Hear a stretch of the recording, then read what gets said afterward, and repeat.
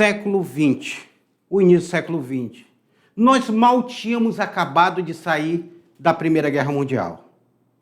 A Europa tinha sido destruída e estava em processo de reconstrução.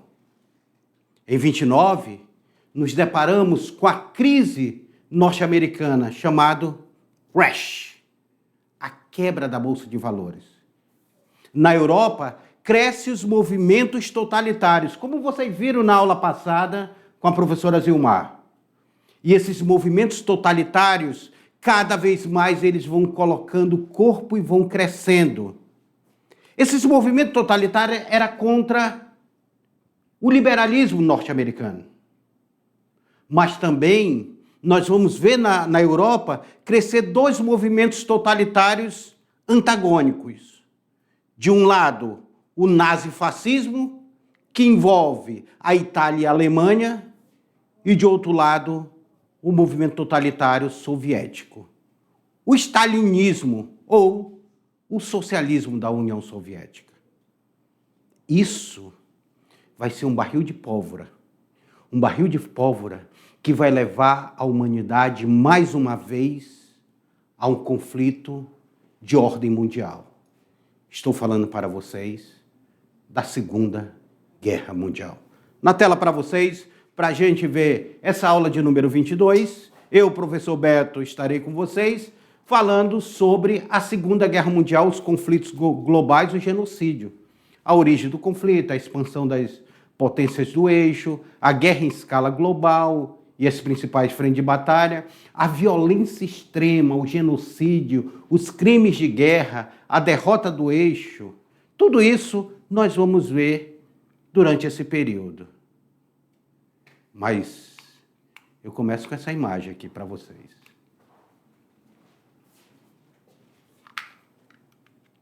Uma palavra que não é nem bom a gente estar repetindo, mas era uma palavra de salvação que ele exigia que todos fizessem esse cumprimento.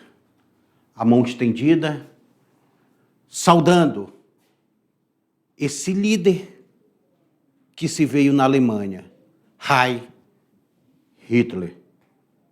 Hitler não foi alguém que deu um golpe assim, de uma forma direta, não. Chegou lá, tomou o poder para si, não. O movimento nazista ele foi crescendo na Europa, ele foi convencendo. É através da palavra, que Hitler convence todo um país, toda uma nação, a embarcar nessa política que ele trazia, no nazismo. O nazismo entra no poder democraticamente, elege deputados, depois Hitler vai se tornar o primeiro-ministro, só depois que ele vai crescer o poder de primeiro-ministro, e ele vai começar a concentrar esse poder em suas mãos e vai acabar com a República Alemã. Acaba com a República Alemã. É uma nova fase que a Europa está vivendo. Só que Hitler, ele tinha um livreto de regras a ser estabelecido. Isso envolvia o racismo, isso envolvia o antissemitismo, isso envolvia o expansionismo, e isso envolvia a necessidade que ele dizia que a Alemanha precisava ter o seu espaço natural através do Terceiro Reich, ou seja, do Terceiro Império Alemão. Aquele Império Alemão que foi destruído lá na Primeira Guerra Mundial, ele dizia que agora era o momento de se fazer o Terceiro Império Alemão, ou seja, o Terceiro Reich. E aí ele vai convencer toda uma nação. Na tela para vocês, para a gente ver como é que se dá isso. Primeiro, a Segunda Guerra Mundial, ela é um conflito que ela vai durar aí 6 anos praticamente. envolve globalmente o mundo, e ela vai de 1939 a 1945. E envolveu nações do mundo, incluindo todas as grandes potências daquele momento. É claro que algumas potências vão entrar no final da guerra. Mas, de um lado, se formou os aliados, de outro lado, o eixo. Duas correntes. Na Primeira Guerra Mundial não tinha a Tríplice Aliança, a Tríplice Entente? Na Segunda Guerra Mundial vão ter os aliados e vão ter o eixo. Já vou mostrar para vocês quem fazia parte de cada uma delas. A Segunda Guerra ela foi, em diversos aspectos, resultado da disputa mal resolvida desde a Primeira Guerra Mundial. Primeira Guerra Mundial que nós já estudamos, que ela vai de 1914 a 1918. E os governos dos países vencedores tinham impostos por meio do Tratado de Versalhes. Esse Tratado de Versalhes vai ser um tratado que ele causa um grande problema para a Alemanha. E essas duras condições que o tratado impôs à Alemanha vai ser considerada responsável pelo conflito. Ou seja, o Tratado de Versalhes, que foi um tratado dos vencedores da Primeira Guerra Mundial, um tratado dos vencedores da Primeira Guerra Mundial, ele aparece como um grande motivador. Vamos apagar aqui só essa palavrinha aqui, ó, só essa letrinha aqui. Ele aparece como um grande motivador para a Segunda Guerra Mundial, o Tratado de Versalhes. Então, alunos, imagine vocês. Olhem na tela, Tratado de Versalhes. Então, nós temos aí os soldados marchando durante esse período da Segunda Guerra Mundial. Soldado marchando. Eram exércitos que, desse Tratado de Versalhes, eram exércitos que marchavam com um destino. Eu falei, quando eu dei aula sobre a Primeira Guerra Mundial, eu já falei para vocês que geralmente uma guerra, vem cá comigo, deixa eu falar para vocês aqui, para a gente lembrar da Primeira Guerra Mundial. Eu já falei que as guerras, elas são feitas por pessoas que se odeiam e não brigam entre si. Quem vai para o campo de batalha são pessoas que nem se conhecem, nem se odeiam. Só que elas vão se matar umas às outras. Isso é um resumo da guerra. Tu acha que o exército japonês odiava o exército inglês? Odiava o exército norte-americano, o soldado?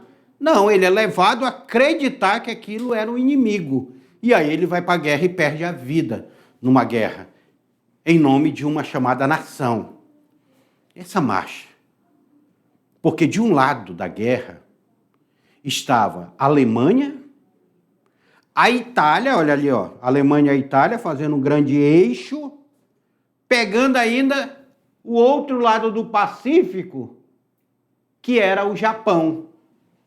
Olha o eixo como é feito aí. Por isso que eles são chamados de eixo. Do outro lado, nós temos pessoas que vão se aliar. O principal país dos aliados era a Inglaterra. Mas isso eu vou já trabalhar com vocês. Quais são os países do lado aliado e quais são os países do lado do eixo? Porque os franceses são aliados. Os norte-americanos vão se tornar aliados.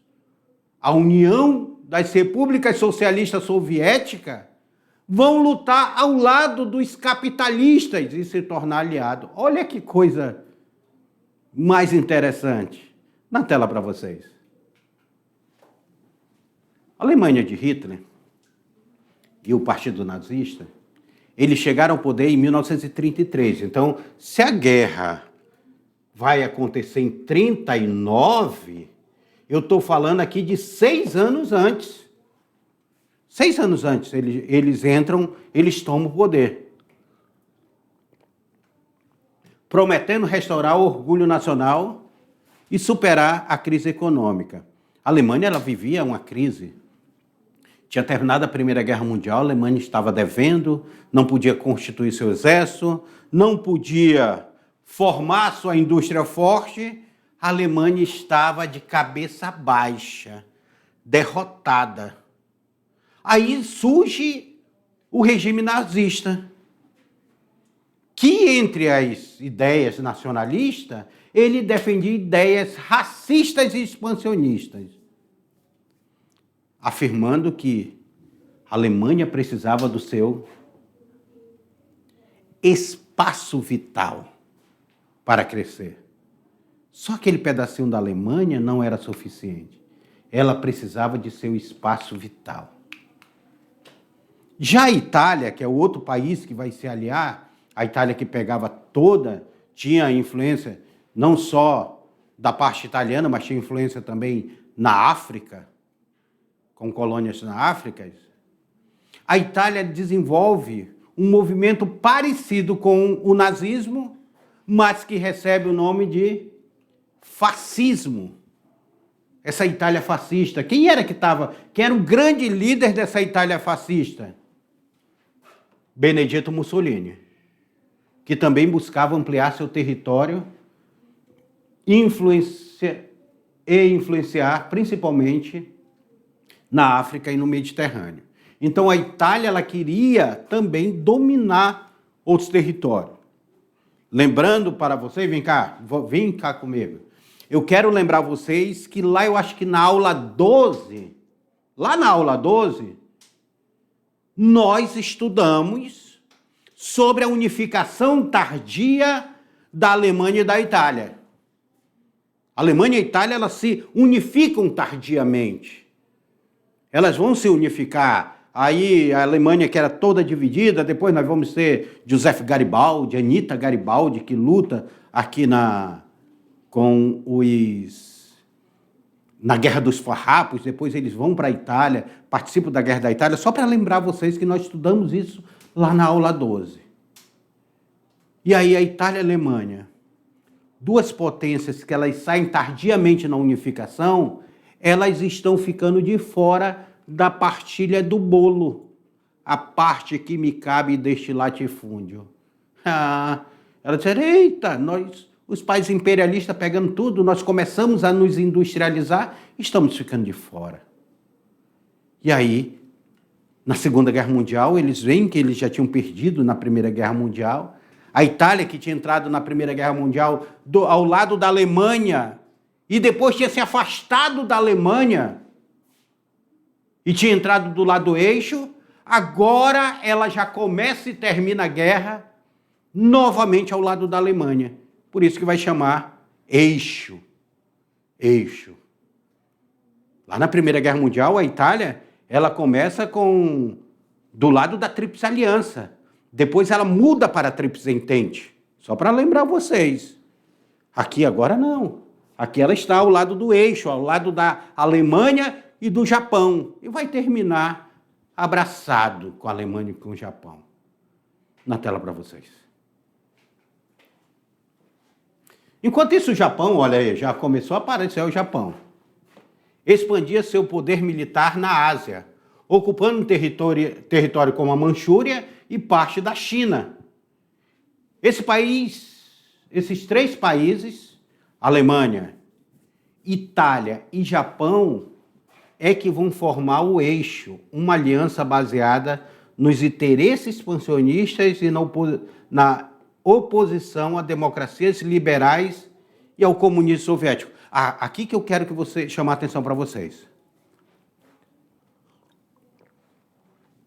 Percebam que ao mesmo tempo que Itália, Japão e Alemanha são contra as democracias liberais, que a democracia liberal que a gente mais conhece era liderada pelos Estados Unidos da América, não é? Era liderada pelos Estados Unidos da América. Mas eles também não queriam que o seu sistema capitalista, mesmo não sendo liberal, caísse na mão do comunismo soviético, ou seja, do socialismo soviético, que crescia muito na Europa. Então eles queriam um meio termo, que não fosse liberal, o Estado tivesse à frente de tudo, mas que não fosse socialista, que os capitalistas tomassem conta desse contexto. Então, aí nós vamos nos deparar com esse contexto.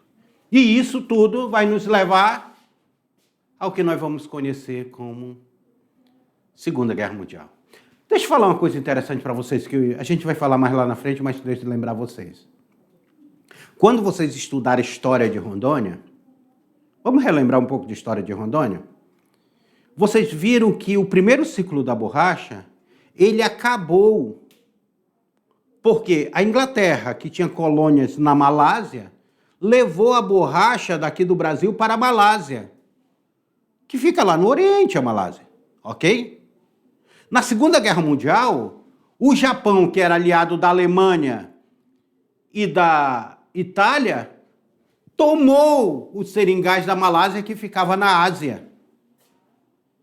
Os aliados ficaram sem produto para fazer pneu de caminhão, para fazer as botas, para fazer as correias. Ficaram desesperados. O que eles vão fazer? Vão correr para os seringais da Amazônia e vão reativar os seringais da Amazônia, o que nós vamos chamar de segundo ciclo da borracha. Sabiam disso? Pois é.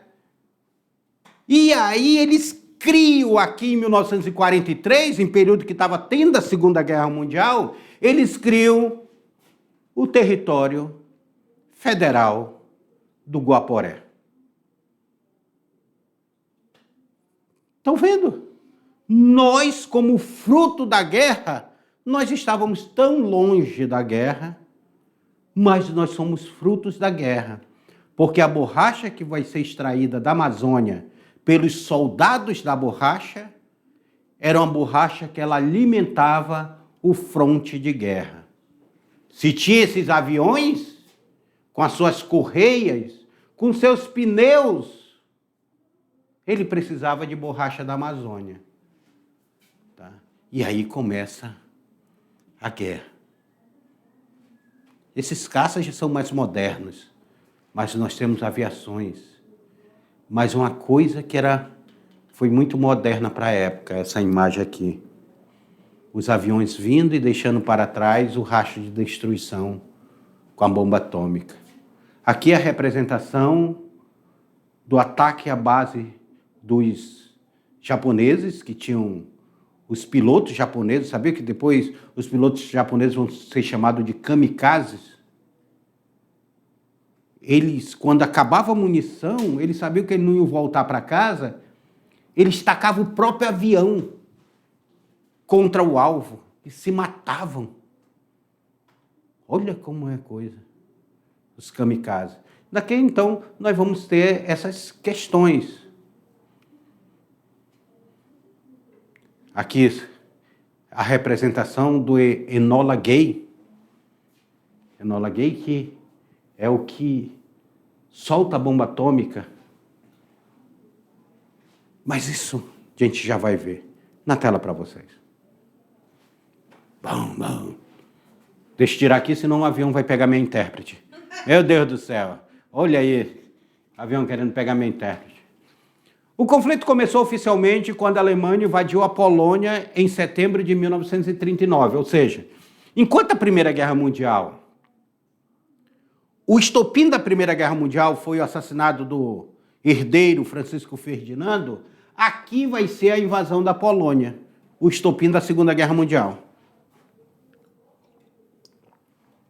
O estopim da Segunda Guerra Mundial vai ser a invasão da Polônia. Em resposta, é claro, o Reino Unido, quando eu falo Reino Unido, gente, para vocês entenderem quem é o Reino Unido, vamos colocar a Inglaterra, tá? Fica melhor para vocês entenderem. A Inglaterra e a França declararam guerra à Alemanha. Opa, invadiu a Polônia, então vou declarar guerra contra a Alemanha. E esse evento marcou o início de uma guerra que rapidamente se expandiu para diversos continentes transformando-se no maior conflito militar da história.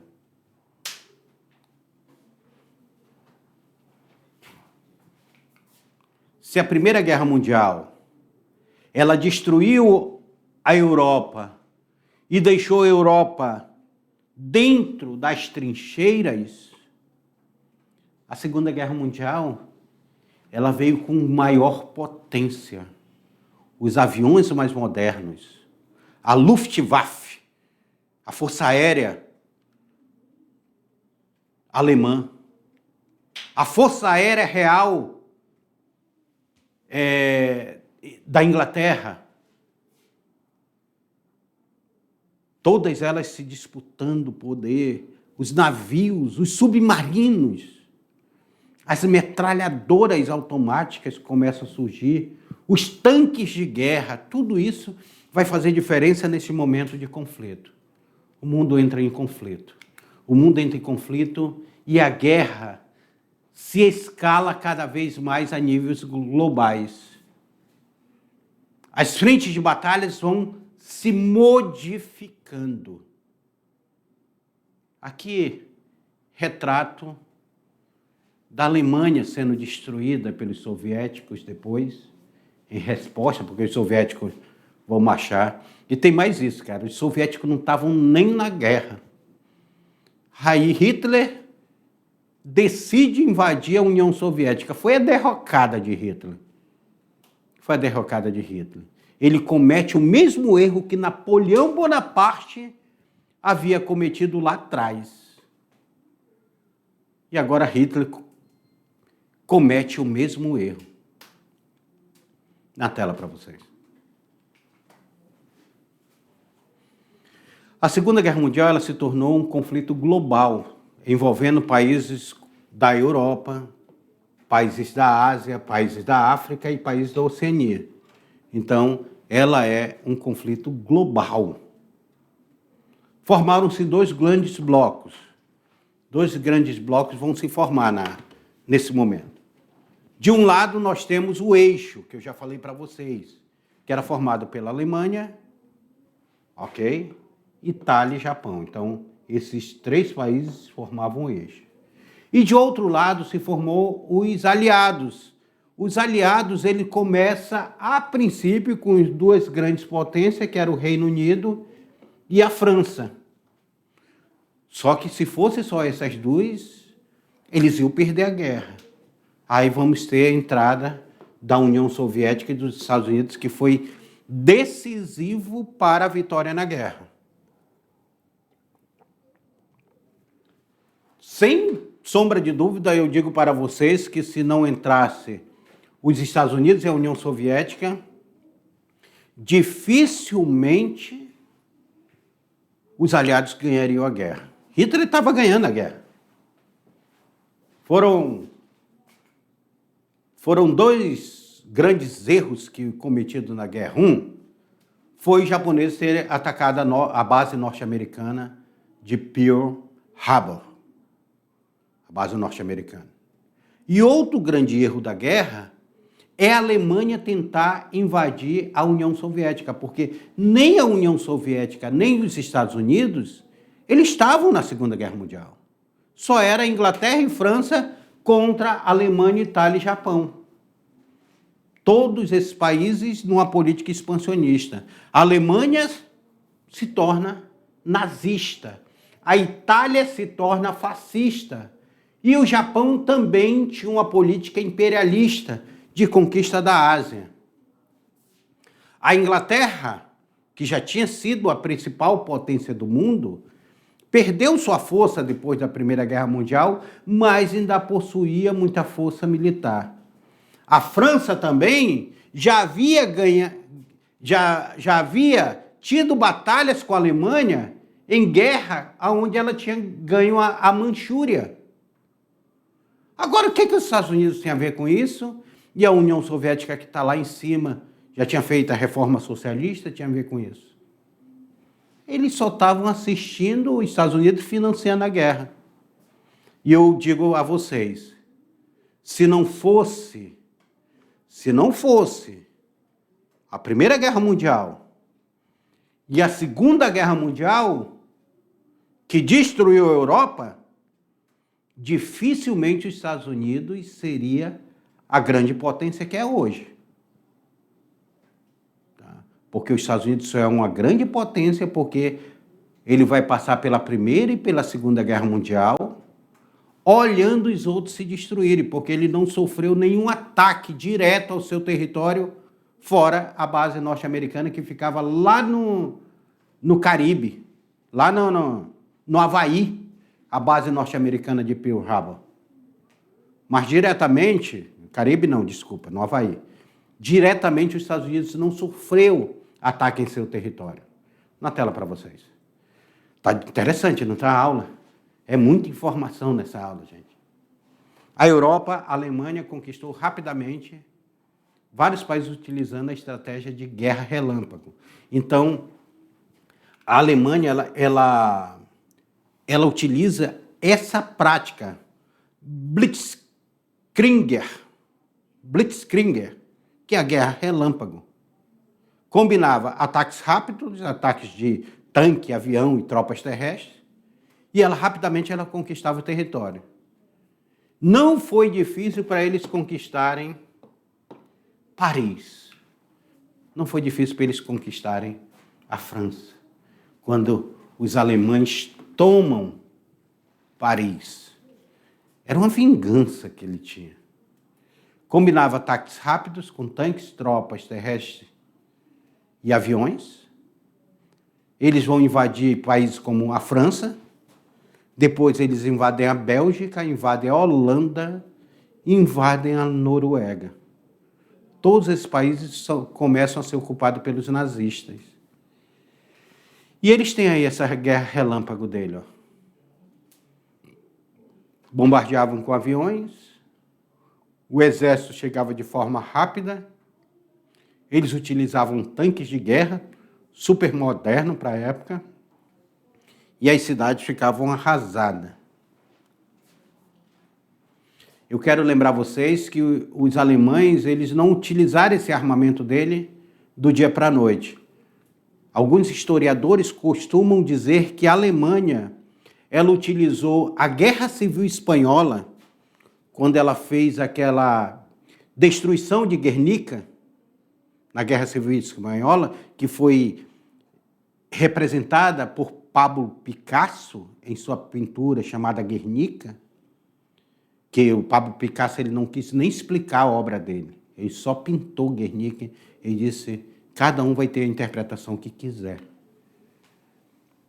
Representando já o horror que foi a guerra, o ensaio para a guerra, que foi o ataque à cidade de Guernica na Guerra Civil Espanhola. Mas isso é uma outra história. Na tela.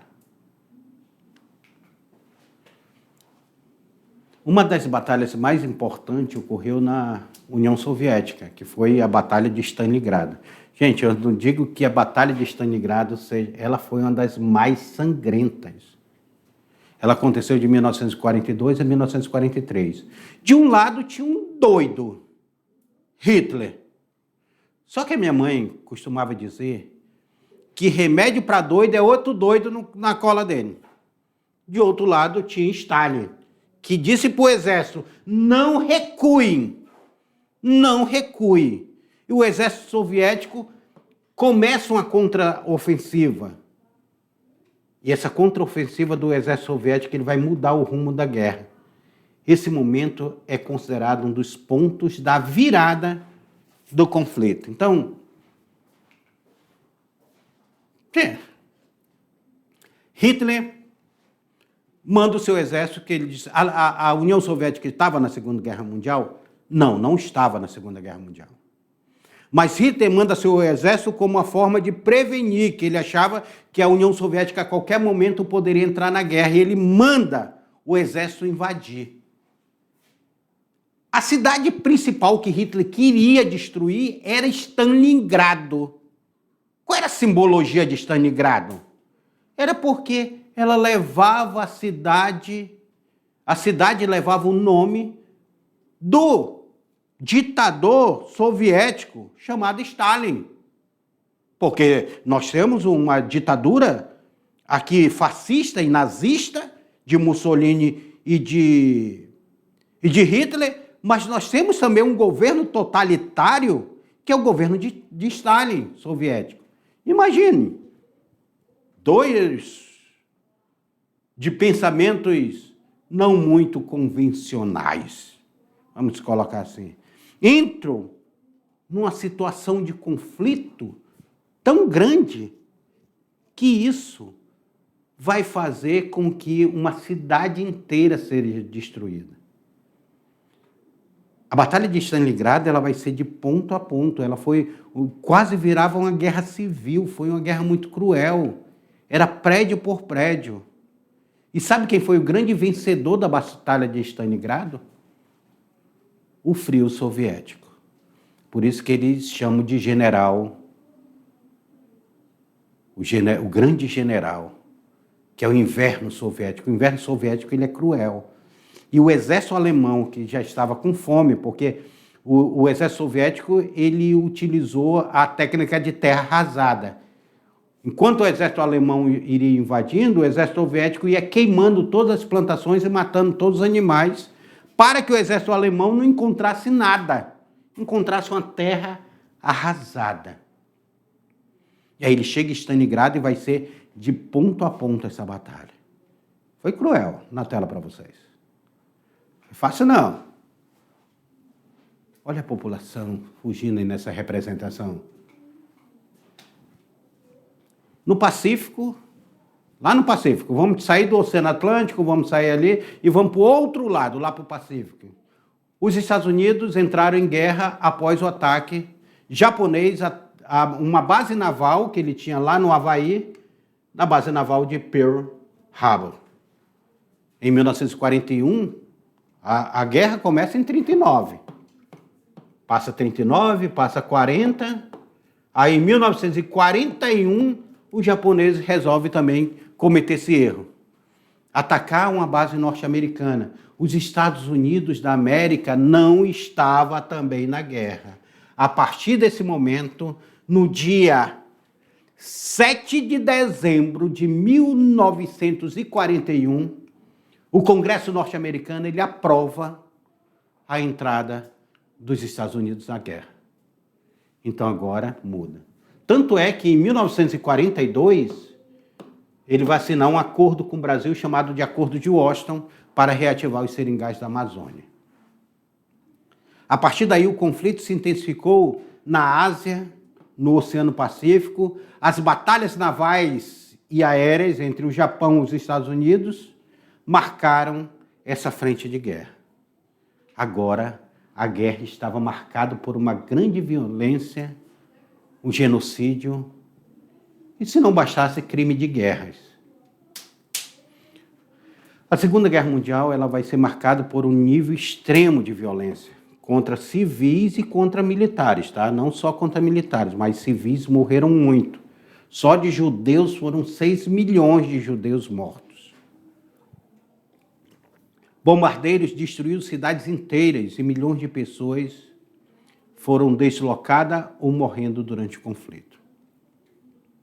A chamada Guerra Total mobilizou a economia, mobilizou a indústria, mobilizou a população inteira para o esforço militar.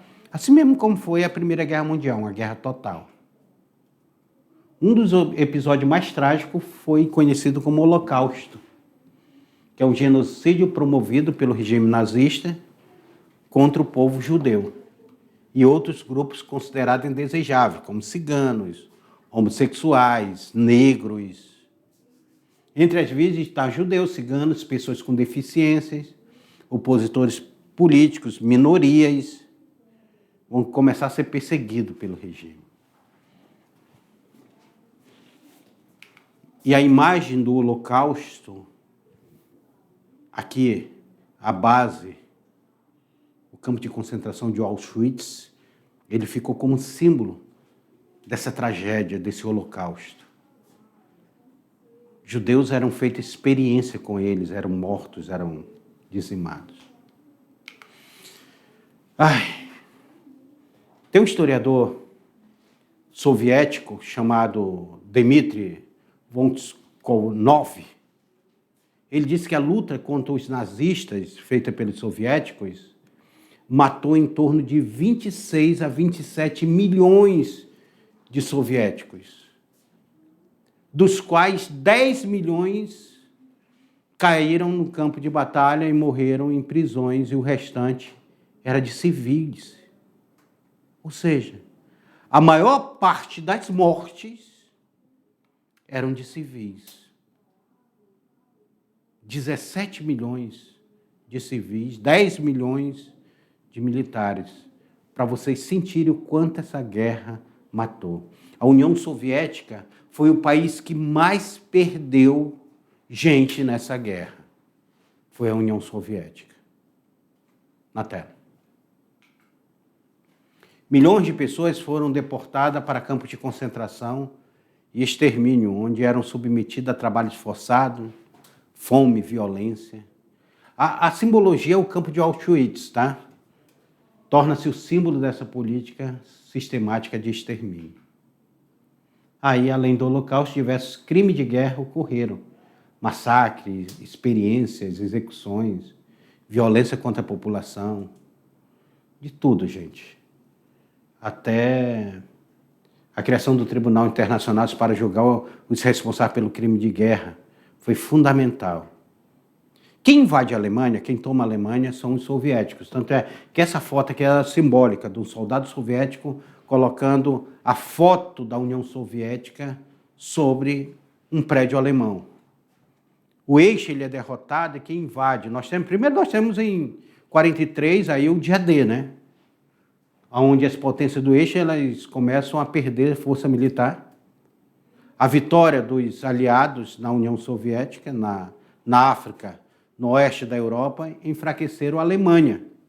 Aí, em 1944, os aliados, principalmente liderado pela Inglaterra e pelos Estados Unidos, eles realizaram o dia D, que foi uma grande operação militar que marcou a libertação da Europa Ocidental.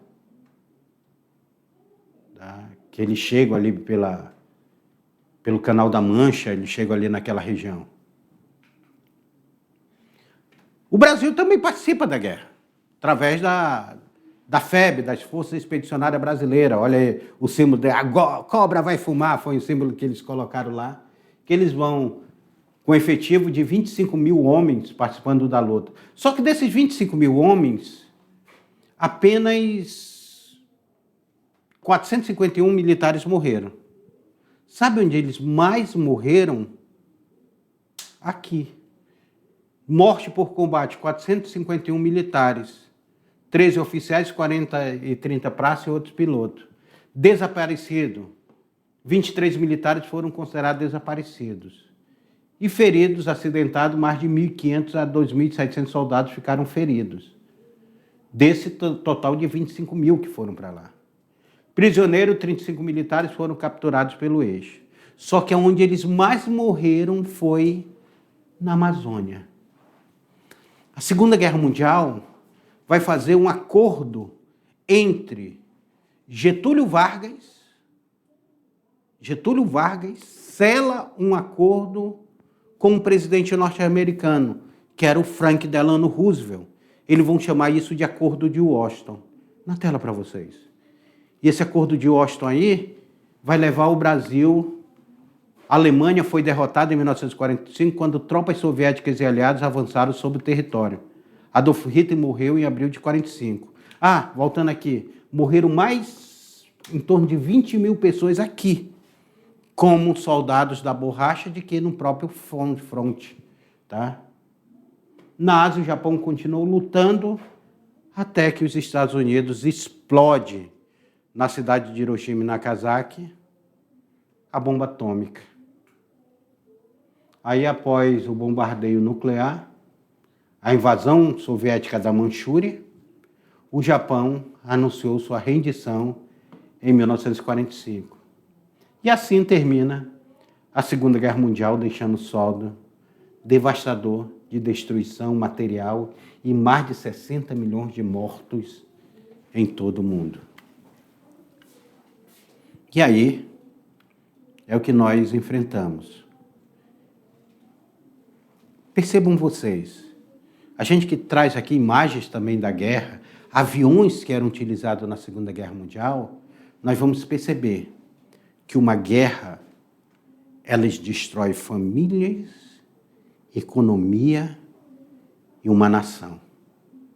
Por isso que nós temos que preservar para que nós nunca mais voltemos a ter uma terceira guerra mundial. Até a próxima aula.